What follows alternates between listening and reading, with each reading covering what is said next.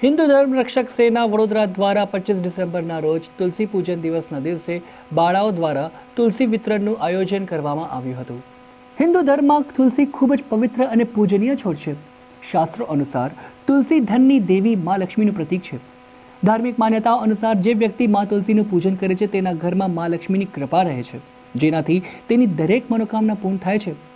દર વર્ષે તુલસી પૂજન દિવસ ઉજવવામાં આવે છે। હિન્દુ પંચાંગ અનુસાર આ વખતે 25 ડિસેમ્બરે તુલસી પૂજન દિવસ ઉજવવામાં આવશે।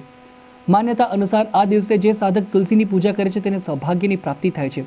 હિન્દુ ધર્મમાં તુલસીનું મહત્વ ખૂબ જ છે। આજરોજ હિન્દુ ધર્મ રક્ષક સેના વડોદરા દ્વારા બાલિકાના હાથે તુલસી વિતરણ કરવામાં આવ્યું હતું, જેમાં લોકોને હિન્દુ સનાતન ધર્મ વિશે સમજાવ્યા હતા।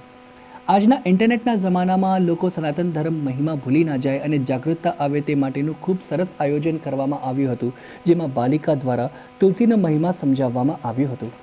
25 ડિસેમ્બર તુલસી પૂજન દિવસ છે અને આજ રોજ અમે અમારા સનાતની યોદ્ધાઓ, કાર્યકર્તાઓ અને બાળાઓ સાથે અરણી રોડ મોટનાથ મહાદેવ મંદિરની પાસે તુલસી વિતરણનો કાર્યક્રમ રાખ્યો હતો અને છેલ્લા 2 વર્ષથી અમે આ કાર્યક્રમ કરીએ છીએ, જેના લીધે હિન્દુ ધર્મની અંદર હિન્દુ ધર્મના લોકો જાગૃત થાય, તુલસીનો મહિમા સમજે, એ માટે અમે શ્યામ તુલસી અને રામ તુલસી 2 પણ રાખી છે અને ઘણા લોકો ઉત્સાહિત પણ હતા। અમારું કાર્ય પણ એમને સારું લાગ્યું અને આવનારા દિવસોમાં આવા જ કાર્ય અમે કરતા રહીશું।